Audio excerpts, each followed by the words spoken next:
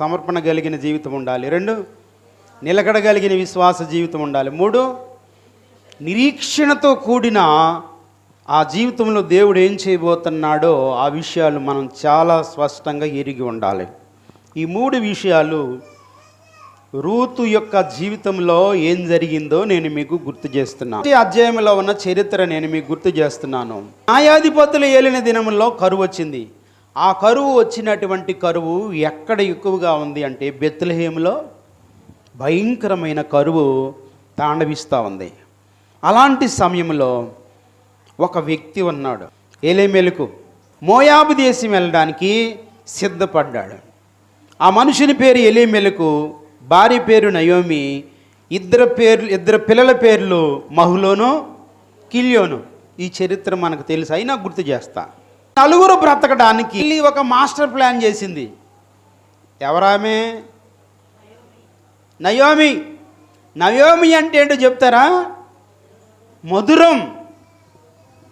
చాలామంది పేర్లు చాలా శ్రేష్టంగా ఉంటాయి, కానీ ఈ పేరుకు తగ్గట్టుగా నేను బ్రతకాలని లేకపోతే ఎవరో కూడా ఆ పేరుకి సార్థక నామధేయుడిగా మనం ఉండలేము. చాలామంది పేర్లు మనం స్వార్థం అని చెప్పి, స్పష్టంగా ఎంత మంచి పేరు స్వార్థం అని పెట్టుకుంటారు. ఏముండదు, ఒకరోజు సువార్త చెప్పిన పాపం ఉండదు. ఈరోజు పేరును బట్టి, పేరు నామకార్థమైనటువంటి పేరు కాకుండా పేరుకు తగ్గట్టుగా మంచి జీవితము జీవించడానికి మనం రెడీగా ఉండాలి. దేవునికి స్తోత్రం. ఇక్కడ నయోమి అంటే మధురము. మధురమైన ఈమె జీవితంలో ఎంతో సాఫీగా 2 మగపిల్లలతో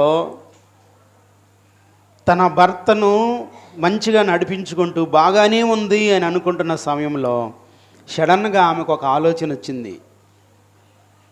కరువు వచ్చింది, ఎలా బ్రతకాలి అని.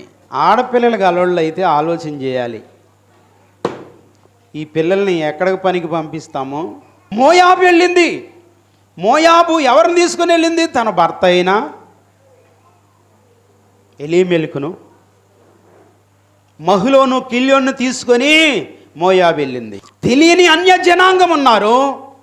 సంపద అయితే సమృద్ధిగా ఉంది, కానీ అక్కడ దేవుని పేరు కూడా ఎత్తే వ్యక్తి కూడా అక్కడ మనకి కనిపించరు. జాగ్రత్తగా మనం ఏం ఆలోచన చేయాలంటే, ఆత్మీయులమైతే దేవుడు వద్దన్నా, దేవుడు కాదన్నా ప్రాంతంలోనికి, ప్రజలతో సంబంధానికి పొరపాటును కూడా మనము ఏం చేయకూడదు, దేవునికి వ్యతిరేకంగా ఉండకూడదు. మీకు ఇంకొక మాట కూడా నేను గుర్తు చేస్తాను. దేవుని పరిశుద్ధ వాక్యమైన బైబిల్లోని మనం ఆది కాండంలోనికి వచ్చినప్పుడు 13వ అధ్యాయంలో జరిగినటువంటి సంఘటన మీకు జ్ఞాపకం చేస్తున్నా. లోతు పశువుల కాపర్లకు, అబ్రహాము యొక్క పశువుల కాపర్లకు ఏమొచ్చిందంట? గొడవ వచ్చిందంట. అప్పుడు బాబాయ్ మరి నా సంగతి ఏంటి అంటే, నానా ఈ దేశం మన ఎదుట ఉంది, ఒకవేళ నాతో ఉండవు నీకు ఇష్టం లేకపోతే నీవు కోరుకున్న చోటుకి వెళ్ళి నానా అని చెప్తే, ఆత్మీయుడితో జత లేకుండా విడిపోవడానికి ప్రయత్నం చేశాడు. అంత మాత్రమే కాదు, ఆయన వెళ్ళి ఎడమ తట్టు కుడి తట్టు ఇదంతా ఉంది మనదే చూడమన్నప్పుడు 10వ వచనంలో, లోతు తన కన్నులెత్తి యొర్దాను ప్రాంతమంతటిని చూచెను. యెహోవా సొదొమ గొమొరాను పట్టణములను నాశనము చేయక మునుపు సోయరు వచ్చు వరకు అదంతయు యెహోవా తోట వలెను ఐగుప్తు దేశము వలె నీళ్లు పారు దేశమై ఉండెను. ఆత్మీయులు ఎప్పుడూ కూడా ఏం చూడకూడదు? డబ్బు మీద దృష్టి పెట్టకూడదు. డబ్బు మీద దృష్టి పెడితే మనసు రకరకాలైనటువంటి చోటకి వెళ్ళి విస్తారమైన ఆస్తి కొరకు సంపాదించాలి అని దాని మీద మనసు పెట్టినప్పుడు అది మనుషుల్ని పాడు చేస్తుంది. 2వ కొరింథీ పత్రిక అనుకుంటాను, చూస్తే అక్కడ 6వ అధ్యాయము 14వ వచనం, మీరు అవిశ్వాసులతో విజ్జోడు, మళ్ళీ చూడంటావు, విజ్జోడు, జోడు వేరు, విజ్జోడు వేరు. ఇదేంటి అన్నయ్య గారు తేడా ఏంటంటారా? మన లోకస్తులతో కలిసి తిరగకపోతే మనం బ్రతకగలమా? మాట్లాడే సంబంధాలు, మన పొరుగింటి వారితో సంబంధాలు ఉంటాయి, చూసే వాళ్ళతో సంబంధాలు ఉంటాయి, మాట్లాడుకోవాలి, ఎంతో మందితో ఎందరితోనూ పరిచయాలు ఉంటాయి. ఇవన్నీ మానుకోమని దేవుడు చెప్పాడా? దేవుడు అర్థమవుతున్నాడా మీకు? అర్థమైతే వీళ్ళందరికీ శత్రువులుగా ఉండమని చెప్తున్నాడా? అందరితో పెళ్ళిళ్ళకి వెళ్ళాలి, అందరితో రకరకాలైన చోట్లకి వెళ్ళాలి. మరి ఇలాంటి వ్యక్తుల దగ్గర కూడా వెళ్ళొద్దని దేవుడు నిన్నొక్కదాన్నే ఉట్టి కట్టుకోమన్నాడా? అడుగుతారు ఏంటండి? కాదు కాదు, అందరితో కలిసి ఉండాలి, అందరిని ప్రేమించాలి, అందరి మన్ననలు పొందాలి. ఎందుకంటే దేవుడే చెప్పారు, మనుష్యుల దయందు దేవుడు 2 దయల్లో మనుషుల్ని బ్రతకమన్నాడు. ఆయన వచ్చి కూడా అదే విధంగా ఆయన జీవించాడు. మరి ఇక్కడ చెప్పబడిన మాట ఏంటి? జోడుగా ఉండొద్దని చెప్పలా, అందరితో మనం జోడుగా ఉండాలి, విజోడుగా ఉండొద్దు అన్నాడు. విజోడుగా అంటే అతి సనువు, అతి మాట మారితనం, అతి అన్నీ అతే ఉన్నంతసేపు నీ ఇంట్లో మధ్యాహ్నానికి కూర కూడా మానుకొని పక్కింటాక కూర పెట్టవచ్చు, నువ్వు చట్నీ కూడా అట్లే దోశ పెట్టవచ్చు, కారం కూడా అట్లే పెట్టవచ్చు, అన్నీ అట్లే దానం చేయొచ్చు. ఆ తర్వాత నువ్వు అంటావు, ఇసమంటి దాన్ని నేను ప్రేమించింది, నాకు లేకుండా కూడా నేను ఇబ్బంది పడి కూడా ఎవరిని చూసావు? లోకస్తులను చూసావు నువ్వు. క్రీస్తు కలిగిన వాళ్ళని చూడాలి నువ్వు. లోక సంబంధికులైన వారిని, పాపమంటే మక్కువ గలవారిని, లోకమంటే ప్రేమ గలవారితో నువ్వు గడిపిన ఆ అతి చొరవ నిన్ను బాధ కలగజేసింది, ఇబ్బంది కలగజేసింది, ఇరుకు కలుగజేసింది. ఈరోజు నేను చెప్తున్నా, జోడుగా ఉండొద్దని దేవుడు చెప్పాల, విజ్జోడుగా ఉండొద్దు. ఏంటి విజ్జోడు అంటే? మనము ఆత్మీయుల కంటే ఎక్కువగా వారిని ప్రేమించి అంచనాలు ఎక్కువ వేసుకుంటాం, వారి మీద అంచనాలు ఎక్కువ వేసుకుంటాం. మన అంచనాలు తారుమారైనప్పుడు మనం బాధపడతాం, వేదన పడతాం, కృంగిపోతాం. జాగ్రత్త. ఇదే అంచనా ఎవరు వేసుకున్నారు? లోతు. ఇదే అంచనా ఎవరు వేసుకున్నారు? నయోమి. మరి నువ్వేం అంచనా వేసుకుంటున్నావు? నువ్వు ఎన్ననుకున్నా, నిన్ను ప్రేమించిన, నిన్ను గౌరవించిన, నీ ఇంటికి వచ్చిన లోకస్తుడే, వాడి మనస్సు వేరు. క్రీస్తు ప్రేమ కలిగిన నీ మనస్సు వేరు. సభలు కూడా దేవునికి స్తోత్రం చెబుదాం. ఎందుకు ఈ విషయం చెప్తున్నానంటే, నీవు లోకస్తులతో విజ్జోడుగా ఉండడం కాదు, జోడుగా ఉండు, తప్పులేదు. విజ్జోడుగా ఉండి నిన్ను ఎంతో ప్రేమించానని వాపోతూ బాధపడుతూ ఇలాగ చేశాను, అలాగ చేశాను, గౌరవించలేదు అని నువ్వు వారి గురించి బాధపడవలసిన అవసరం లేదు. ఇక్కడ ఏమంటున్నాడంటే, నీతికి దుర్నీతితో ఏమి సాంగత్యము, వెలుగునకు చీకటితో ఏమి పొత్తు, క్రీస్తుకు బెలయాలితో ఏమి సంబంధము, అవిశ్వాసికి విశ్వాసితో పాలెక్కడది, దేవుని ఆలయానికి విగ్రహాలతో ఏంటి పొందిక? నేను దేవుని మహిమ కొరకు నిలబడుతున్నాను అని చెప్పే నీవు, నయోమి ఏమనుకుందంటే, అక్కడికి వెళ్ళినప్పుడు వాళ్ళు ఏమన్నా మందిరం లేకపోయినా, వాళ్ళు దేవుడు లేకపోయినా మనకేముంది? భక్తి ఉంది, వాళ్ళని ఎదుర్కోగలిగిన శక్తి ఉంది, నేను ఎలాగైనా సరే దేవుని మహిమ కొరకు నిలబడతా, డబ్బులుంటే అనుకుంది. లోతు కూడా అలాగే అనుకున్నారు.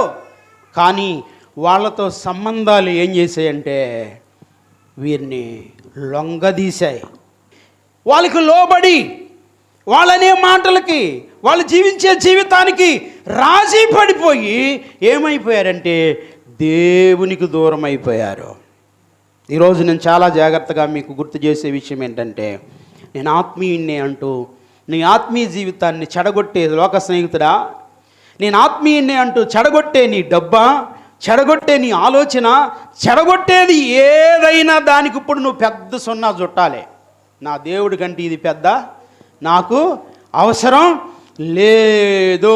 మన బలహీనతలను ఆధారం చేసుకొని మన మాదిరి చూపించి, అది చచ్చిపోతే తప్ప అది మందిరం మాందర అన్నట్టు నీ భర్తకు, నీ పిల్లలకు అది అర్థం కావాలి. నేను ఈ పనులు చేస్తే మా అమ్మ ఊరుకోదో, మా నాన్న ఊరుకోడో అని నీ పిల్లలకు తెలియాలి, మీ ఆయనకి తెలియాలి, నీకు తెలియాలి. నీకే రాజీ పడే పద్ధతి నీ మనసులో పెట్టుకొని ఈరోజు చెప్తున్నా, నీ బిడ్డకు మనసిచ్చి, నీ అల్లుడికి మనసిచ్చి, నీ కూతురికి మనసిచ్చి, దేవుని మనసమ్మ అదే, దేవుని స్థానం అది. అక్కడ ఎవడుంటానికి ఏం లేదు. నా పిల్లల్ని కూడా నేను పెట్టుకోను, నా భార్యను కూడా అక్కడ నేను పెట్టుకోను. నాకు ఏది అవసరం అది అక్కడ నేను పెట్టుకోను. ముఖ్యమైన ప్రాణాపాయ పరిస్థితులు ఇంకా ఏదైనా అది తప్పదు అంటే ఒకటి అరా తప్ప, ఆ సమయము, ఆ స్థలము, ఆ దేవుని కొరకు నియమించబడింది, అది ఎవరికి ఇవ్వడానికి వీల్లేదు. అది దేవునికి మాత్రమే చెందవలసిన మనసు, సమయం, పరిస్థితులు, రోజులు. దేవునికి మహిమ కలుగునుగాక. నువ్వు అలాగే ఎప్పుడైతే ఒక ఖచ్చితమైన మెయింటెనెన్స్ ఆత్మీయ బిడ్డగా నీకుంటుందో, నీ మీద ఎంత ప్రేమ. ఎందుకంటే ఈ నా బిడ్డ నా మీద ఉన్న మనసు, ఈ మనస్సును నేను గెలిపిస్తా, ఈ మనిషిని నేను బలపరుస్తా, ఈ మనిషితో నేను ఉంటానని దేవుడు ముచ్చటపడి వస్తాడు. దేవునికి స్తోత్రం.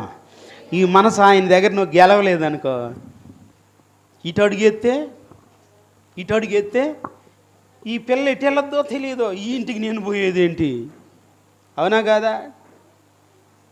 ఈరోజు నేను చెప్తున్నా, మన అవిధేయతలు మన దేవునికి దూరం చేసే బలహీనతలుగా మారకుండా ఉండునుగాక. ఇక్కడ లోతు వెళ్ళాడు, నాశనం అయిపోయాడు. ఇక్కడ నయోమి వెళ్ళింది, కొండా పోయారు. నా ప్రియమైన దేవుని పిల్లలారా, భర్తను పోగొట్టుకుంది అమ్మా. 2 పిల్లల్ని, మహలోను కిలియోను చనిపోయారు. 2 మోయాబు నుంచి తీసుకొచ్చుకుని 2 కోడలను పెట్టుకొని బిక్కుమంటూ మీ దేశంలో సమృద్ధి ఉందో అని ఎవరో చెప్తా ఉంటే విని మళ్ళా తిరిగి వస్తూ ఉండగా ఇప్పుడు పరిచయం అవుతా ఉంది. ఎవరు ఆ వ్యక్తి అంటే, ఆమె 2 కోడళ్ళ పేర్లు చెబుతారా? ఒక దాని పేరు వార్ప, రెండవ దాని పేరు రూతు. ఎప్పుడు వెళ్ళమంటదా అని ఎదురు చూసింది. ఎవరు? అది మూడైపోయింది, నేను మూడైపోయాను. ఇక నేను ఇటుచాకిరి చేయటానికి ఉండాలా, ఎప్పుడు వెళ్ళమంటదో అని చెప్పేసి చూసింది. ఒకరోజు అంది, అమ్మా మళ్ళా నేను యజమానుని చేసుకొని బిడ్డల కన్నా మీకు ఇచ్చే అంత ఎదిగిచ్చి మీకు ఇవ్వలేను కదా, మీ జీవితాలు బాగు చేయలేను కదా, కాబట్టి కోడళ్ళారా మీరు వెళ్ళిపోండి అనగానే వెంటనే ఏం చేసిందంట, 14 వచ్చిన వారు ఎలుగెత్తి ఏడవగా ఓర్ప అత్తను ముద్దు పెట్టుకుంది. టాటా బై బై అని చెప్పేసి అయిపి లేకుండా వెళ్ళిపోయిందంటే ఎవరో వార్ప. కానీ రూత్ ఏం చేసి హత్తుకొనినో, చప్పట్లు కూడా దేవునికి స్తోత్రం చెప్దా. ఈరోజు ఏ లాభం లేకుండా తోటి వ్యక్తిని ప్రేమించగలిగేది ఎవరు అంటే అత్తను అంతగా హత్తుకుంది, ప్రేమించగలిగిందంటే ఆమె మానవత్వాన్ని చూపించింది. దేవునికి స్తోత్రం. తర్వాత క్రీస్తు తత్వం. ఒక మనిషికి ఉండవలసింది కనీసం మనిషిగా ఏముంటుంది తెలుసా? ప్రేమ ఉంటుంది, జాలి ఉంటుంది, దయ ఉంటుంది, ఓర్పు ఉంటుంది, సహనం ఉంటుంది, కొందరి సుగుణాలు ఇవి దేవుని ఎరగకముందు ఉంటాయి. ఇవి ఏ మనిషికైనా ఉంటాయి. నువ్వు ఏ మతస్థుడివైనా, ఏ కులస్థుడివైనా, ఏ రంగువాడివైనా మానవునికుండే సహజ లక్షణాలన్నీ ఉంటాయి.